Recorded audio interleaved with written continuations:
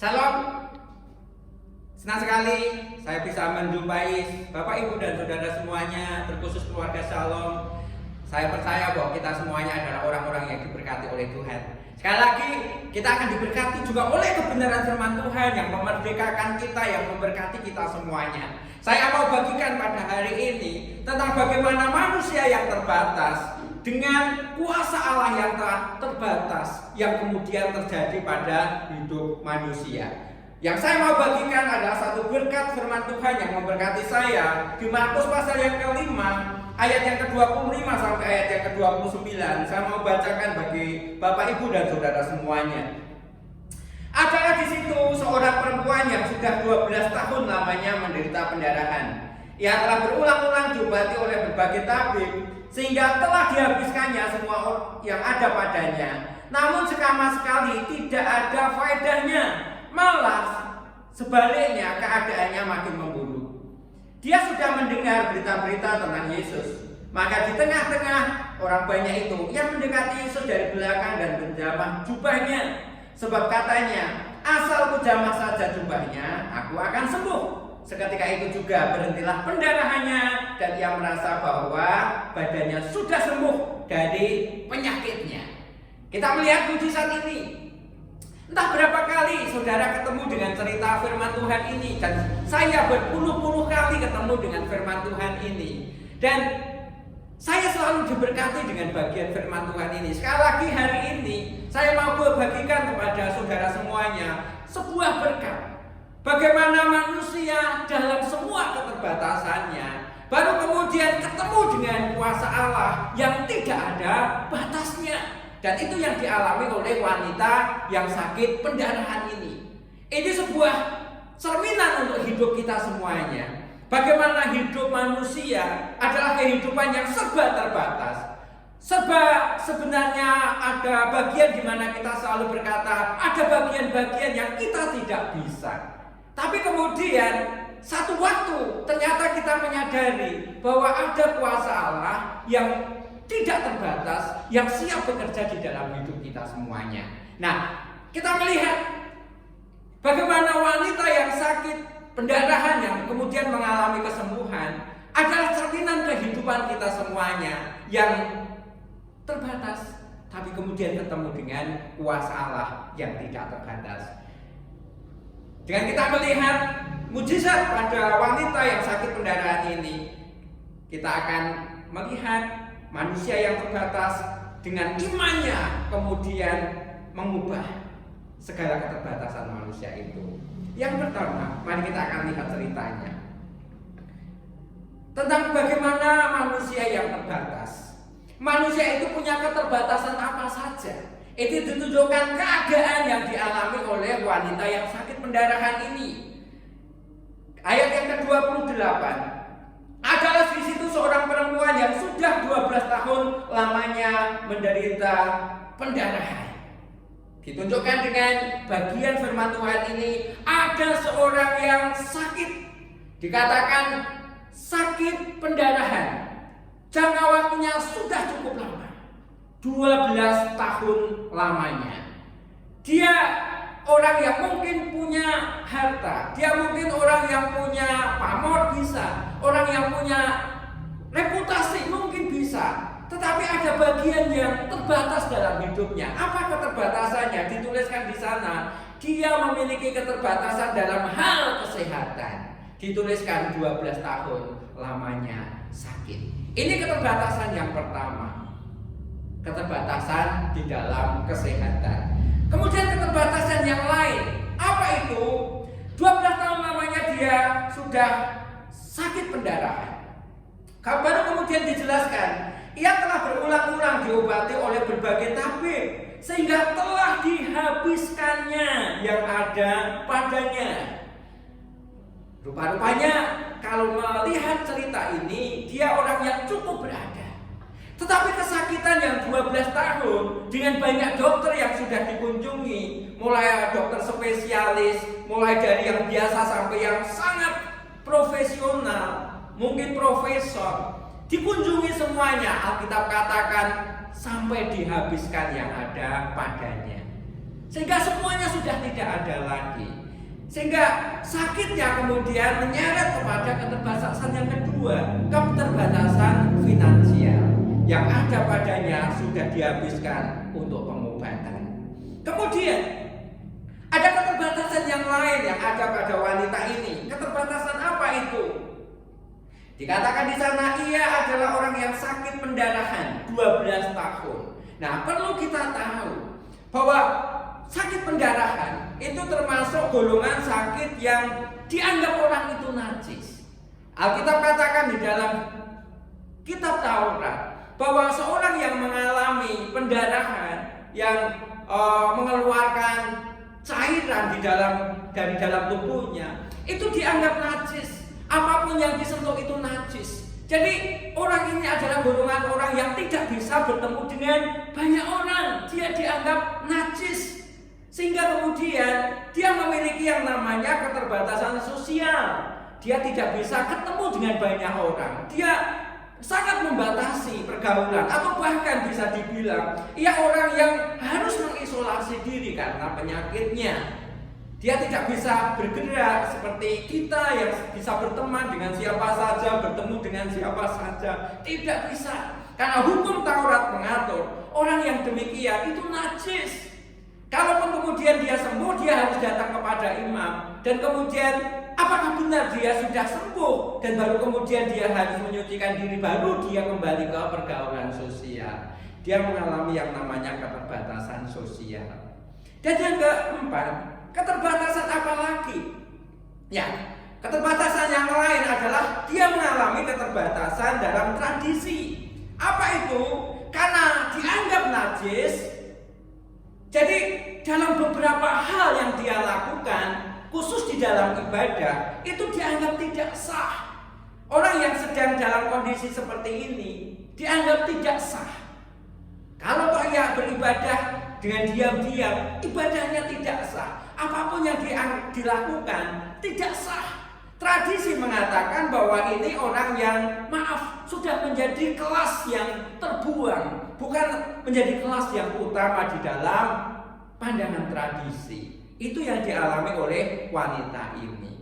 Keterbatasan yang lain, yang kelima, keterbatasan dari wanita ini, dia juga mengalami yang namanya keterbatasan dalam psikologis.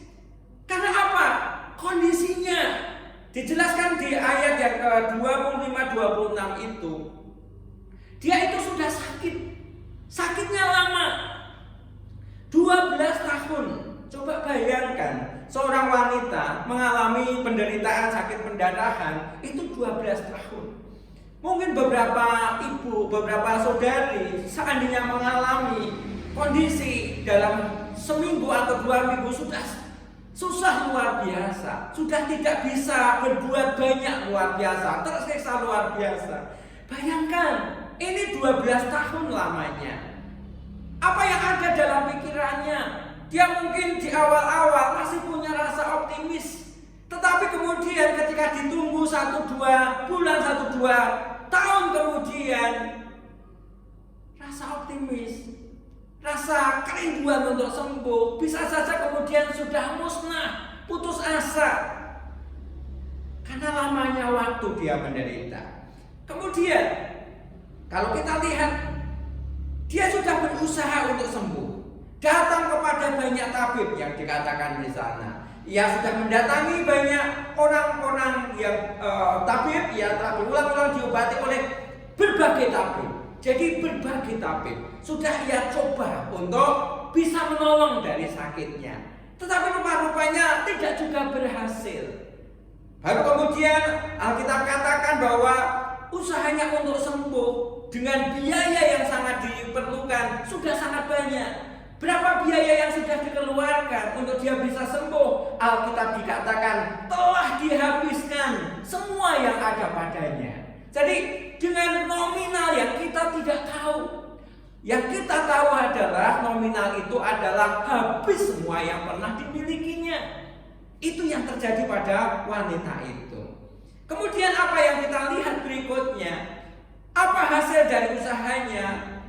Hasilnya adalah tidak ada manfaatnya. tidak berfaedah. Datang ke banyak tabib tidak berfaedah. Semua yang ada padanya untuk biaya pengobatan tidak berfaedah, tidak ada faedahnya. Bukan hanya tidak ada faedahnya, tetapi kalau kita lihat dijelaskan di ayat 26, tapi kondisinya justru semakin menurun. Jadi kondisinya bertambah buruk, bertambah buruk. Segala usaha dilakukan tapi kondisinya bertambah buruk. Saya melihat ini adalah sebuah psikologis yang semakin drop, semakin turun yang luar biasa. Ini yang terjadi pada wanita ini. Inilah keterbatasan. Inilah keterbatasan. Bapak, Ibu, dan Saudara, ketika kita melihat betapa banyaknya kita bisa melihat keterbatasan hanya dalam satu orang, seorang wanita yang mengalami sakit pendarahan.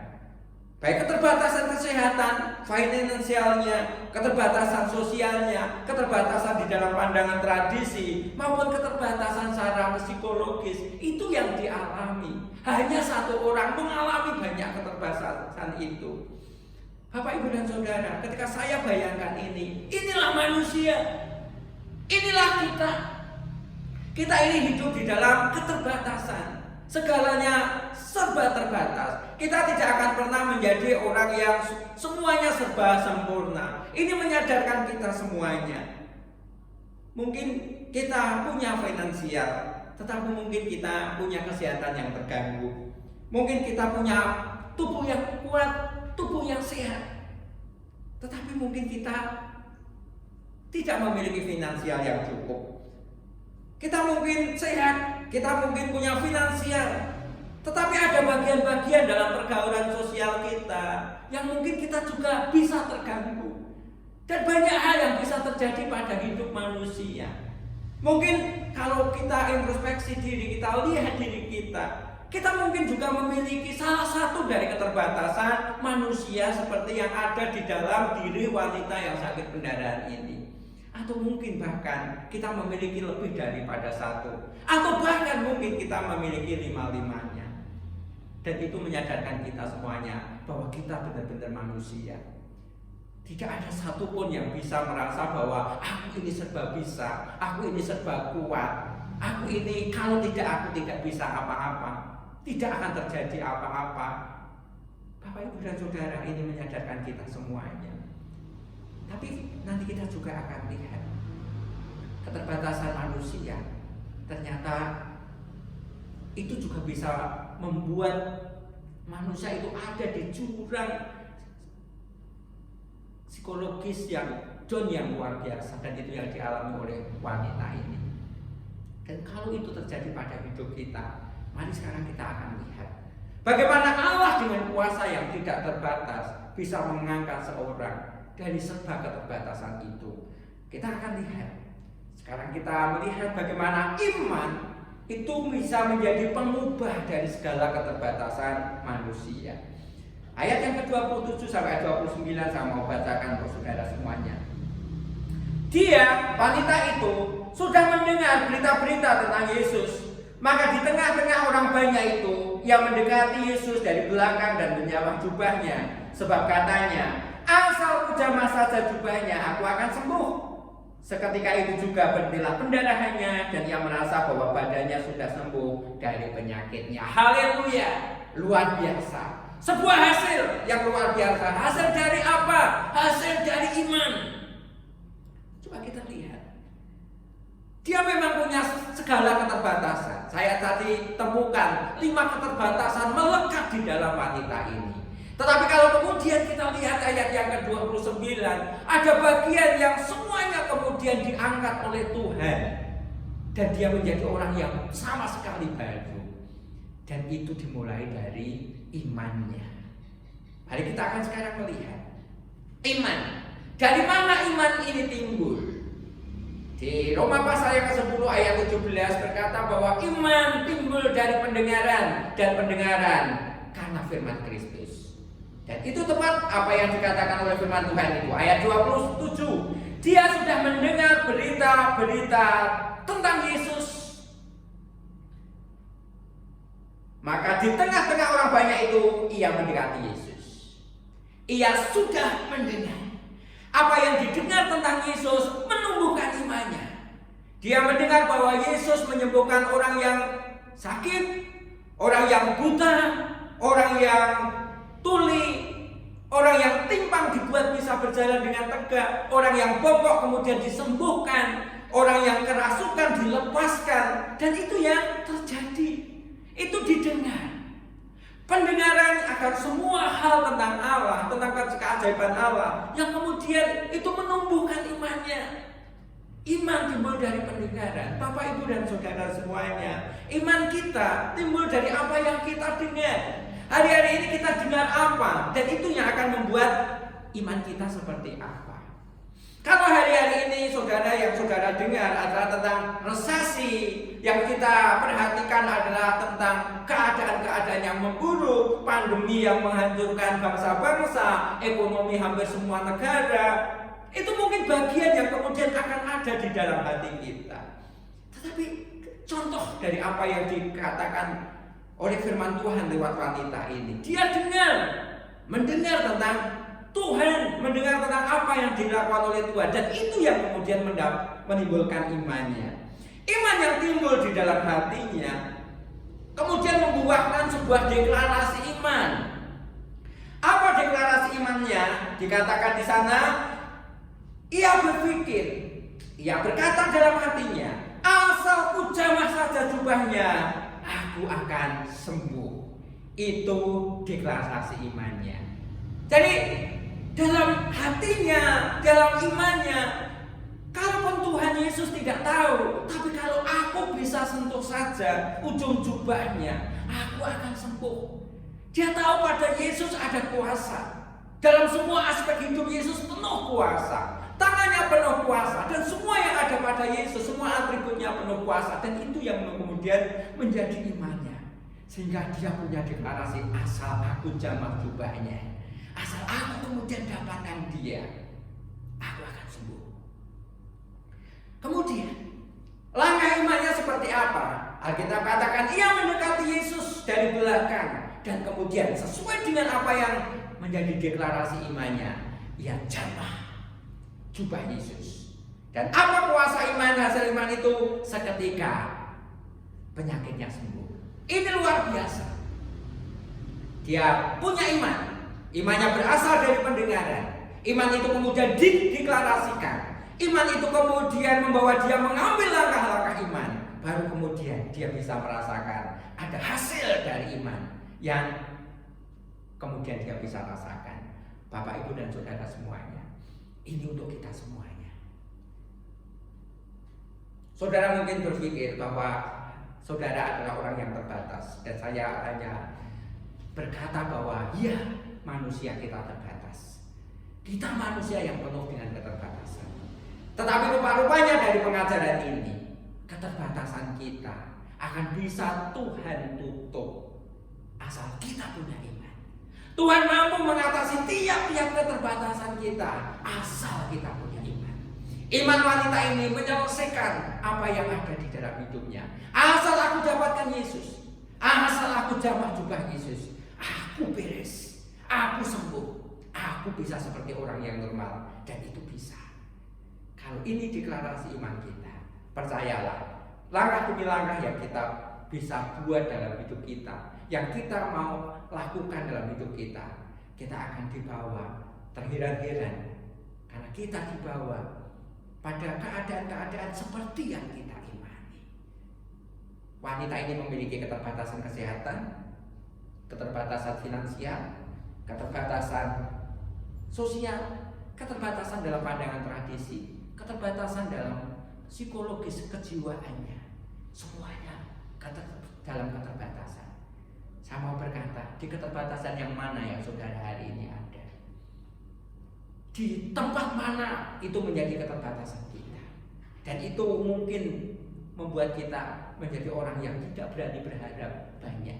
Tetapi ya, kabar baiknya adalah tiap-tiap keterbatasan kita ternyata bisa diselesaikan Allah dengan kita punya iman. Iman kepada siapa? Iman kepada Tuhan Yesus. Nah, kita katakan wanita ini terselesaikan. Masalah keterbatasan wanita ini terselesaikan di Dimulai dari iman. Ada deklarasi iman. Ada kuasa iman yang kemudian dia rasakan. Tetapi sebelumnya ada langkah iman yang dia ambil. Bapak, Ibu, dan Saudara, Tuhan baik untuk hidupmu. Tuhan bisa atasi tiap-tiap keterbatasan kita. Kuasa Allah akan bisa Tuhan.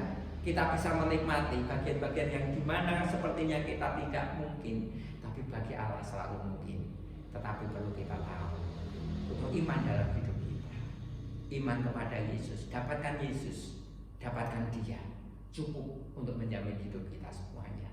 Kiranya saudara diberkati. Makin teguhlah, makin kejarlah Yesus. Deklarasikan sesuatu.